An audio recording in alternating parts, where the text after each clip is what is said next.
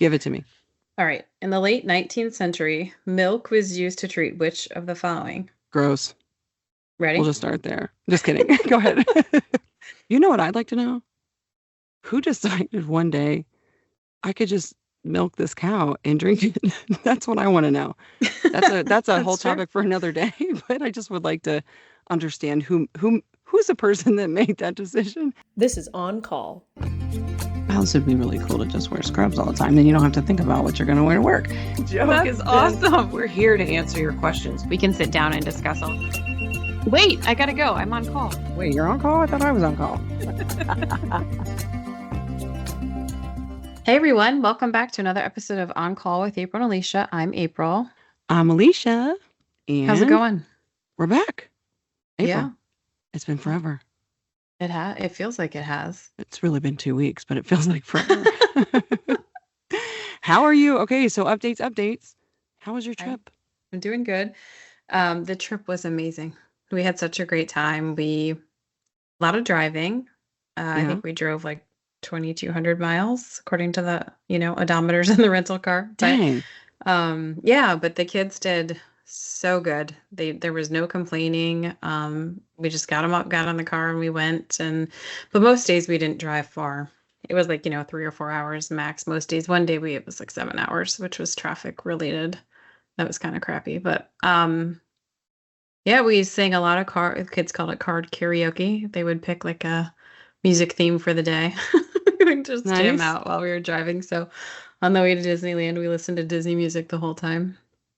So it was good. We had a great time. We had so remind me and the listeners. I know where you went, but for our listeners, remind us where you went. So we flew into Albuquerque, got our rental car. We stopped in Santa Fe, the Grand Canyon, Las Vegas, which was not a favorite. We were there less than 24 hours, and that was probably good. Yeah, bye-bye. Nice place to visit. We were totally not city people. This trip, I already knew that, but this trip totally reinforced that. I'm sure suburbs are nice. I'm thinking like more Fremont, like major Las Vegas streets. It is a lot. It is a lot. And we stayed right on the Strip, and there's a lot of activity. Yeah. There's a lot to explain to your kids. There is, there was a lot of questions. Why are they handing like out these index cards? Why are they only wearing that amount of clothes? Don't worry about it, boo. Let's just look the other way, girls. And then we went to Joshua Tree National Park. Then we went to Disneyland. Joshua Tree was like one of our favorites. One of the things that people do there a lot is like stargazing, because it's very clear. You can see the stars, and there's points of the year you can actually see like the Milky Way. Cool. Yeah. Really? Yeah. But the day that we got there, it was funny. We went into the visitor center, like all the national parks, we went into the visitor center, and you can talk to the rangers about like where to go and get maps and things. And so we're walking in, and I think that day we peaked temperature at I think 115, 117 degrees. Gosh, kill me. And so there's this huge sign out front of the visitor center that says, "Do not die today." It's like talking Thanks about for the encouragement.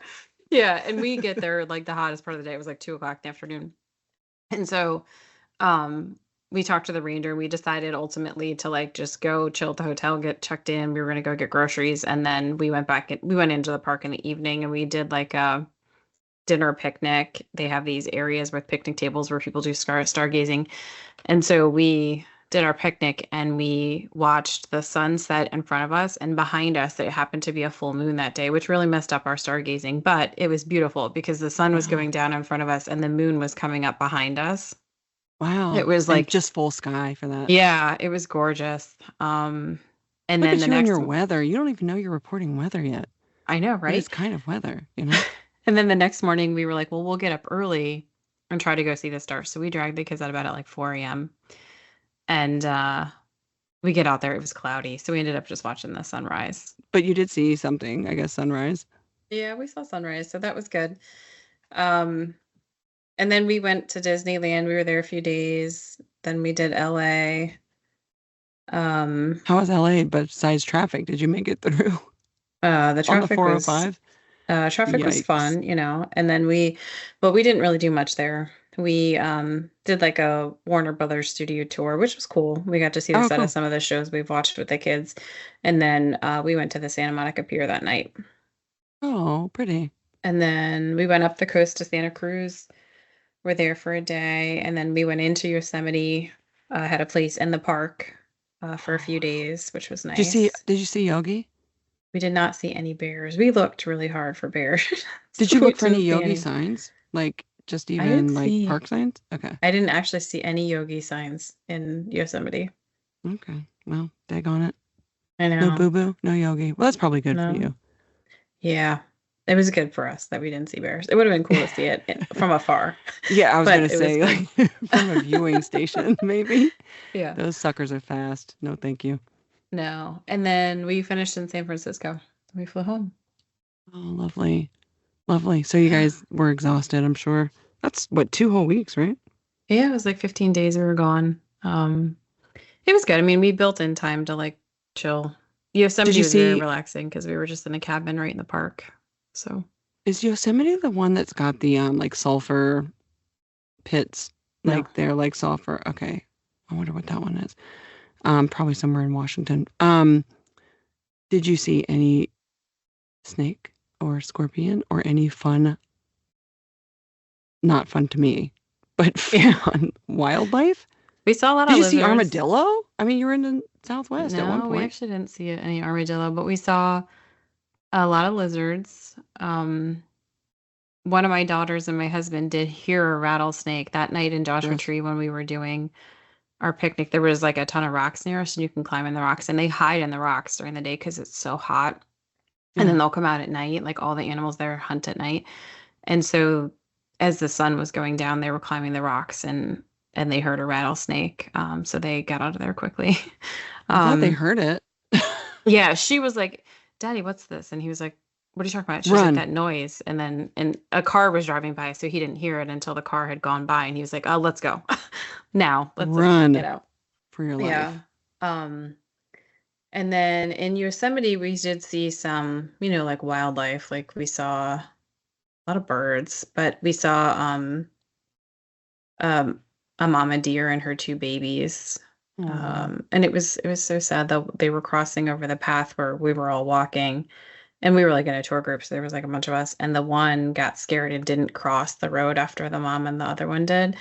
And so it was like sitting there whining and like crying for her. It was so sad. So we all like walked away to like let it go to her. But yikes.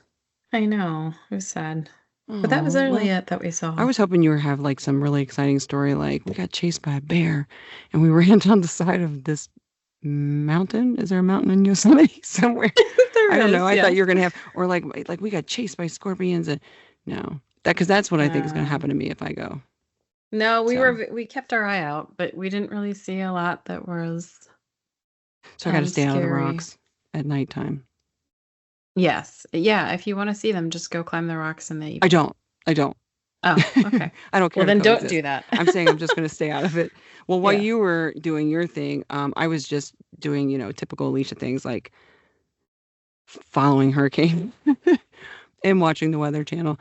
And there were two recent, we had Beryl and then we had Debbie that just hit. But I noticed something late night Weather Channel TV watching that it is tailored to a very specific audience that I don't think is my age group. But it was like a lot of Colonial Penn drug commercials. There were a lot of, we'll say, questionable commercials about um, male enhancement, things like that, that were just very interesting. And I started noticing a pattern, and I was laughing because there was this one commercial, and maybe it was like Colonial Life or Colonial something. In the commercial starts, and this guy like who appears to me to not even be barely 60, and his wife who's barely 60, but she's on this phone and he walks in the kitchen and he's like, "Did you hear about Charles?" And she's like, "What?" And he's like, "He was out running a marathon or something." And then the wife goes, "He's always been a great athlete or something." And the guy's like, "Well, not anymore." And I was like, wait, What? did Charles die? Like, I had no idea what these That's guys really were talking sounds about. very creepy the way you're And describing then it was, I'm telling you, Colonial Life, look it up. Was the weirdest commercial. It was kind of morbid. And then it just goes into like, you too can get life insurance. And this guy is like, please tell me you're not going to talk to me about a life insurance policy right now. And I was like, but can we talk about Charles? Like, what happened to Charles? I was so stuck. And then it goes into all these different drug commercials and stuff. And I was like, well, this is definitely not tailored to my age group, but I am dating myself on why I'm watching all this weather. But I was laughing at like even all the commercials that are around, like again, the drugs. There's like one called Sky Rizzy, and I started thinking, isn't it funny just the way we name medications? And we should do one whole episode on guess that medication and what does this medication do? Because some of the names we're getting are like really funny. Sky Rizzy, I'd be like, is that a rapper? Um, I don't know. But I don't know. It kind of made me think we could take this episode into something again a little lighthearted as we get ready to move into fall and you know the depressing time of the year for me. But if we just maybe just did something a little more lighthearted around medicine and the like funny parts of it, where did we wonder and where did we blunder? You know what I mean? Yeah. Where did we have some successes and where did we have some failures? And I don't know. What do you think about that? Yeah, let's do it. God bless the Weather Channel for getting us here. So, all right. Well, You and the weather, you I know? know, I know. We need the What's the Weather segment. Don't worry, we're getting there. Moving into hurricane season, and the Gulf waters are extremely warm, people. So it's going to be a fun season. Um, I don't know, April. Let's do this. Maybe let's go multiple choice. All right. Want to do that? Yep. It's a quiz. Let's see who wins at the end. So Okay, I'm we'll gonna keep do. score. All right. So we'll call this medical wonders and blunders. What worked? What didn't work? In a multiple choice fashion. So let me start. If you're okay with that. All right, I'm ready. No, I'm not. All of a sudden. Okay. Here we are. I know, of course. All right. So, April, question 1. This is going to be a medical wonder. Okay. What accidental discovery by Alexander Fleming led to the development of antibiotics? What are my options? I'm about to tell you. Oh. Sorry. I was like, where did it go? We'll cut that part. Okay. A, insulin. B, penicillin. C, x-rays. D, the pacemaker. Penicillin. I knew that you were going to get this one. I feel like we all learned this, like, this is Med 101. Yeah, but you're correct. For those that don't know, Alexander Fleming actually discovered penicillin in 1928. He noticed that there was like mold that had contaminated one of his petri dishes in his lab, but it did kill the surrounding bacteria, and that led to the development of antibiotics and then revolutionized treatment of our bacterial infections. So thank you for messing up, Alexander. That's right. Yeah. We use it so much today. Yeah. So April's won. Ding, ding. All right. I got one. I'm going to do a blunder first since you started okay. with a wonder. Give it to me. All right. In the late 19th century, milk was used to treat which of the following? Gross. Ready? We'll just start there. Just kidding. Go ahead. Rashes, Mhm. anemia, Mm. or bacterial infections. Oh, you only gave me 3. Yeah. No, in the late 1900s? I increased your chances, which means I get like double credit for my right There's no one. weight here. I'm sorry. In the late 1900s, is that what you said? Late 19th century. 19th century. Ooh. Milk was treating. Read me. I'm sorry. One more time. Rashes. I'm overthinking. Rashes, anemia, or bacterial infections. I'm going to go with B, anemia. Oh, you're right. Was that right? Shut You're up. right. I was just totally a guess. Yeah. Tell me why. Milk at the time, milk was believed to be a substitute for blood because they were thinking that the fatty and oil qualities would become white blood cells. So Really? yeah, so they would do these infusions of milk. And it, there was a couple IV? instances. Yeah. Yeah. Thanks. Like they would inject milk. So there were a few instances that were successful, but obviously a lot of them resulted in death of people. I was going to say, I just can't imagine like putting milk into a vein now. I don't know. Immediately I'm like, are you okay?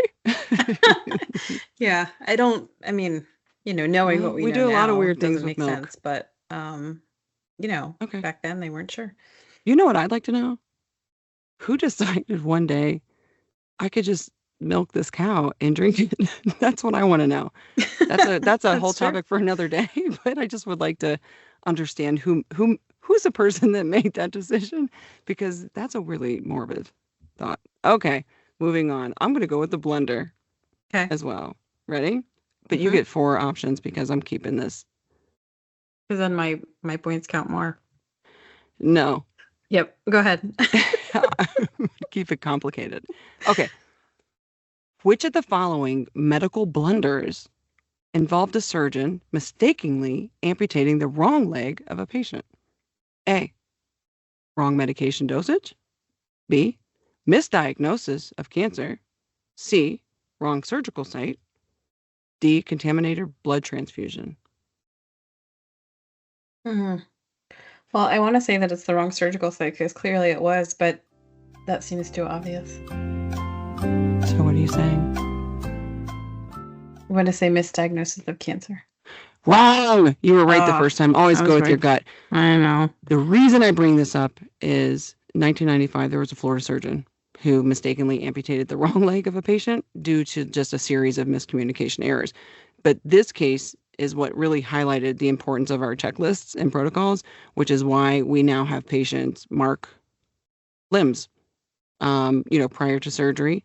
And for anybody that's been through some of these procedures, I've had, a couple, I've had one knee surgery, but a couple surgeries where you almost kind of feel like a kindergartner where they're like, point to me on the chicken where Yes. the problem is. But point to me on your leg where, what leg are you going to have it? And it does feel like a little belittling, but that happens intentionally because it can be just a mischarting. It could be an H&P, something that comes in that mistakenly says right. And we're looking at films and we're not really looking at, what is it, right leg, left leg. But yeah, this guy got his leg amputated because they selected the wrong surgical site. Mm, Womp womp. yeah. Do your That's checklist, not a people. fun one. Yeah. No, it's not fun, but it is, I think historically, it's kind of Yeah. great, I mean, it good to made a know difference, where right? this came Yeah. from, right? Yep. Yeah. All right, you're up. All right. I'll give you a wonder. Yay. Anticoagulants were discovered in the 1930s from the feet of which animals? Oh, I can I guess ahead? Do I get bonus if I know the answer? No. Okay, never mind. Rats. Sure. Go ahead. I'll give you 1.25 points. I'm just going to say coumadin rats because this is all I've ever heard my entire career. You're giving me rat poisoning. Am I right? No, Okay, you're never not mind. right. Dang. So now you get like Now I negative get. 10. All right, I'm losing, guys. Okay. Well, do you want to hear the options and then try I do, again? of course. Yes. Okay. I just A thought I was cat. going to be a superstar for a minute. Go ahead. A cattle, B horses, or C chickens. And there were a problem with these animals, Hmm. or they were just studying them.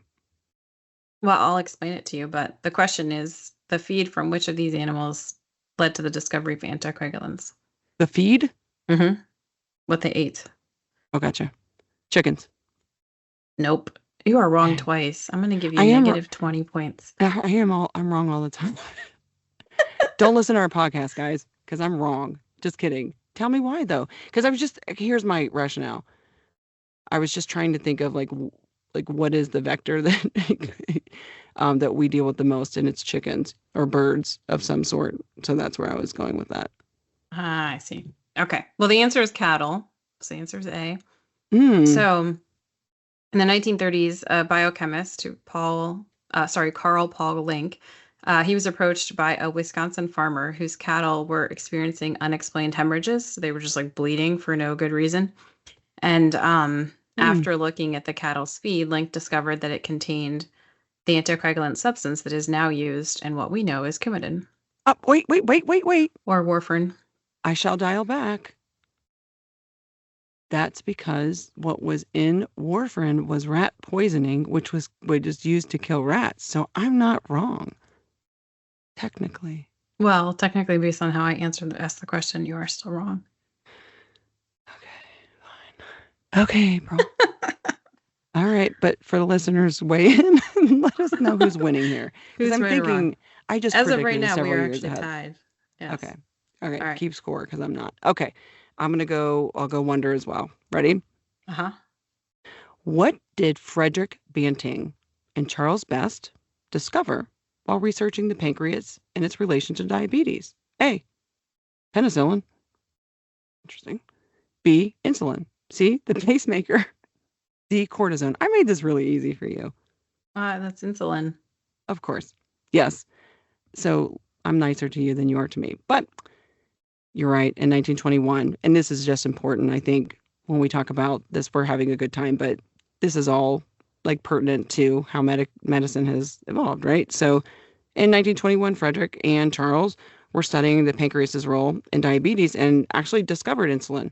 And through their research, it actually provided the first treatments for diabetes. And it prior to that, like diabetes was a fatal disease. If you were type 1, type 2, you were born with it or you developed it, you died. There was no Yeah. management. So major, I mean, if you think about every patient you touch in a hospital now, not every, but most, there is some kind of it feels like diabetic protocol or something. But if you think about that in context, like it really caught my attention. I thought it was important because how many of my patients would not even be living had this not been identified? So Yeah, I don't that's know. true. That was pretty cool.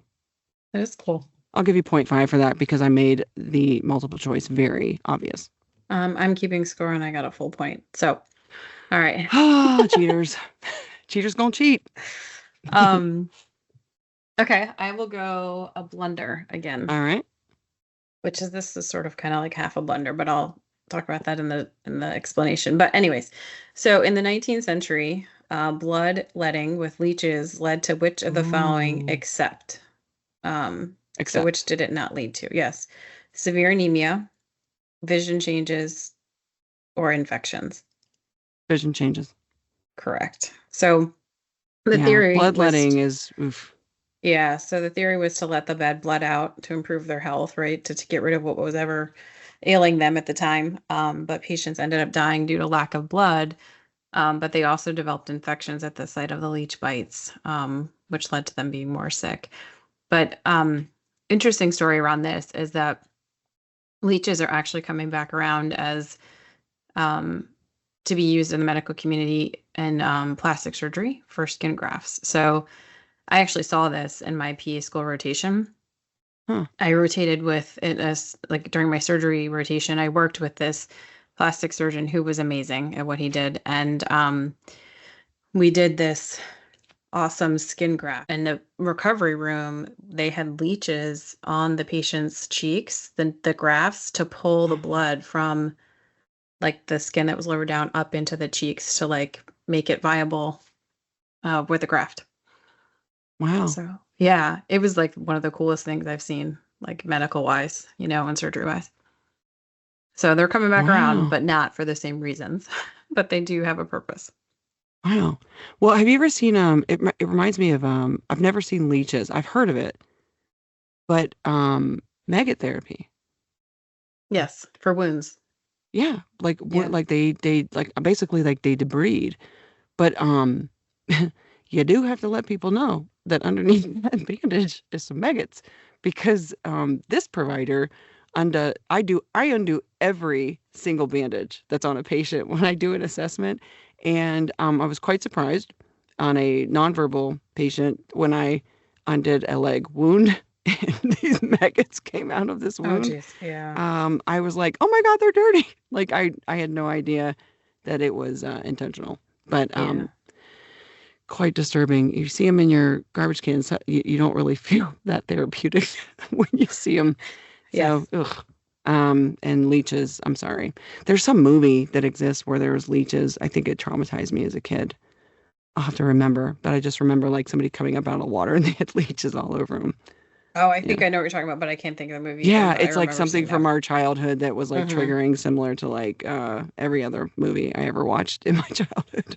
So, okay, moving on. Let's go blunder. Now, this Okay. one's something I never heard of before, so this is new for me too. There was this group of girls called the Radium Girls. Okay, this was a case in the 1920s of the radium girls. I've already clued you in. Okay. Okay. What toxic substance were these female factory workers exposed to, leading to severe health issues? Asbestos, mercury, radium, or lead? I think I'm gonna go radium. I said, see, listeners, I've made this easy for April. The radium girls, you're right. They were radium girls because they were factory workers.